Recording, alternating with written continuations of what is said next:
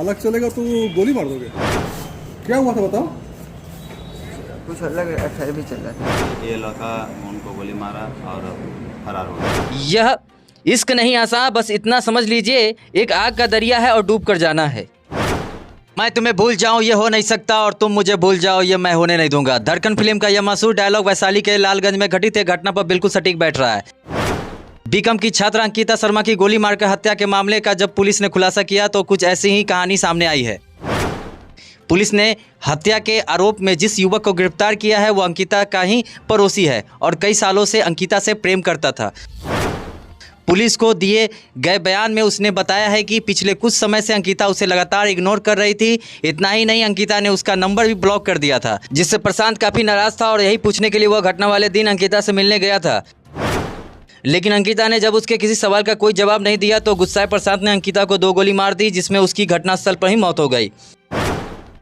Police ने इस मामले में तकनीकी अनुसंधान कर प्रशांत को गिरफ्तार किया है और उसकी निशानदेही पर उस पिस्टल को भी तालाब से बरामद कर लिया है, जिसे प्रशांत ने घटना के बाद फेंक दिया था। हालांकि आरोपी युवक ने यह भी बताया है कि कुछ दिनों से अंकिता किसी और लड़के को पसंद करने लगी थी और हत्या की एक वजह यह भी है। बहरहाल 18 मई की देर शाम लालगंज थाना क्षेत्र के ब्लॉक रोड घटी सबसे चर्चित हत्याकांड का पुलिस ने पटाक्षेप कर दिया है। लेकिन शायद यह किसी ने ठीक ही कहा है, यह इश्क नहीं आसा, बस इतना समझ लीजिए, एक आग का दरिया है और डूब कर जाना है। और बात विचार क्या हुआ। बात विचार क्या बात विचार हो रहा था? कितना दिन से था दोस्त। थे हाँ? दोस्त। ऐसा क्या हुआ था, क्या क्या की थी? क्या हुआ था बताओ। कुछ अलग अफेयर भी चल रहा था उसका। किससे? और तुमसे कितने साल से चल रहा था? इसमें क्या हुआ दिक्कत पे? अलग चलेगा तो गोली मार दोगे। हाँ? तुमसे कितने साल से चल रहा था? उस दिन क्या हुआ था बातचीत, जिस दिन गोली मारे थे उस दिन? नहीं ज़्यादा कुछ। क्या हुआ था बातचीत? रोक करके किए थे ना बातचीत पहले? हाँ बोले फ़ोन करने। क्या बोले? हाँ टाइम मिलेगा तो। तो जब बोले ही टाइम मिलेगा तो फोन करेंगे, फिर गोली क्यों? तुम्हारा नंबर ब्लॉक था? हाँ? किस बात से था गुस्सा? ऐसा कोई गुस्सा बात नहीं। फिर नंबर क्यों ब्लॉक की थी? नंबर ब्लॉक नहीं रहता था। हाँ? नंबर ब्लॉक नहीं रहता था मेरा। वो ब्लॉक बहुत कितने साल से प्यार चल रहा था? 2 साल। 2 साल से? क्या मामला? दिनांक 18/5/22 को लालगंज थाना क्षेत्र से ब्लॉक रोड में एक अंकिता शर्मा नाम की लड़की का हत्या का मामला प्रतिवेदित हुआ था। अज्ञात एक व्यक्ति उसको गोली मारकर हत्या किया था और हत्या करके वो फरार हो गया था। ये केस काफ़ी कॉम्प्लिकेटेड लग रहा था। महिला की हत्या थी। वो लड़की ट्यूशन पढ़ाकर अपने घर की ओर जा रही थी ब्लॉक रोड में ही। उनका घर कुछ ही दूरी पर बरबन्ना में, लालगंज थाना क्षेत्र में ही, बरबन्ना बाजार के पास में ही बरबन्ना गांव में, वहीं उनका घर था। घर जाने के क्रम में ही ये लड़का उनको गोली मारा और फरार हो गया था। मृतका के मोबाइल के आधार पर कुछ मोबाइल नंबर मिला। उसका तकनीकी जांच करने के बाद एक व्यक्ति को चिन्हित किया गया। इसमें लालगंज थाना प्रभारी और वैशाली जिला के जिला अनुसंधान इकाई स्पेशल टीम काफ़ी मेहनत की और उसी में नंबर के आधार पर जब तकनीकी जांच किया गया तो उस नंबर का लोकेशन घटना के समय घटनास्थल पर पाया गया। उसके आधार पर उस लड़का को, प्रशांत नाम का लड़का था, बरवाना गांव का ही रहने वाला था, जो मृतका के गांव है, उसी गांव का ये भी लड़का रहने वाला था। और इनको पुलिस अभिरक्षा में लेकर जब पूछताछ किया गया तो इन्होंने सारे घटना को स्वीकार किया और बताया कि उनका लव अफेयर से वहाँ पर पहले से चल रहा था।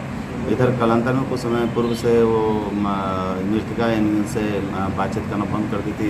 काफ़ी उससे ये नाराज़ रहते थे और घटनास्थल पर जाकर उसे पूछने के लिए गए थे कि तुम हमारा नंबर क्यों ब्लॉक किए हो और हमसे बात क्यों नहीं करी हो इनसे बातों को। इस पर उन्होंने, मृतका ने साफ इनकार कर दिया कि हम तुमसे बात नहीं करेंगे। इसी आवेश में आकर इन्होंने उनको गोली मारकर हत्या कर देने के बाद अपने स्वीकारोक्ति बयान में स्वीकार किए।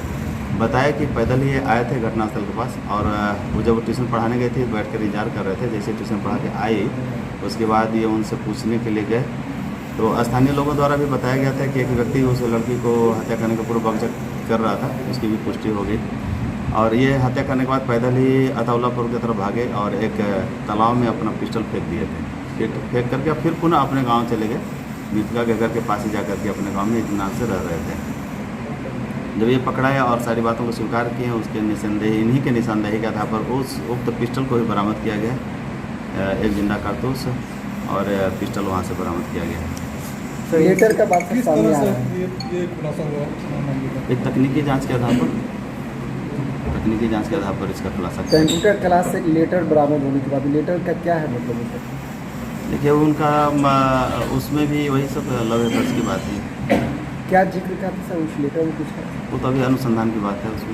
कहाँ से मुलाकात हुई थी इन दोनों की? कितने दोनों का गांव एक ही है, घर भी आसपास में ही है और उसी क्रम में इन दोनों का मुलाकात हुआ और दोनों एक ही कॉलेज में बीकॉम में पार्ट 2 में शायद पढ़ रहे थे। कॉलेज दोनों का एक ही था पढ़ाई का। ये जो अभियुक्त हैं वो बीकॉम ईयर 2 ईयर का क्लास में ये पढ़ रहे हैं और लड़की भी उसी स्कूल में पढ़ रही है। पूछताछ में सर बताया क्या कि बच्चा ने क्या क्या बोला था, क्या वो पूछताछ के क्रम में इन्होंने बताया कि जब ये पूछने के लिए उससे गए कि मुझसे बात करना क्यों बंद कर दिया, क्या दिक्कत हो गया, प्रॉब्लम हो गया, तो साफ इनकार कर दिया तुमसे हमको नहीं बात करना है। इसी पर ही आवेश में आ गए तो बोले कि हम तो सुन रह गए, उसके बाद हमको कुछ समझ में नहीं आ रहा था क्या करूँ, उसमें गोली मार दिया। लोग कितने साल से चल रहा था सर इसके पीछे? देखिए 4-5 साल से लग रहा फिर सर इनसे ब्रेकअप होने और किसी और से बात कर रही थी या क्या कर रहे थे, क्या कुछ बताया? अब तो अनुसंधान चल ही रहा है उस पर और सर अनुसंधान मेन आगे बात चल रहा क्या है। सब सामने आया कि प्यार में धोखा देने के बाद हत्या किया गया? अब तो ऐसा ही बोला जा सकता है, जब इनसे प्यार था ब्रेकअप हुआ उसके बाद इन्होंने आवेश में आकर इस तरह की घटना की है।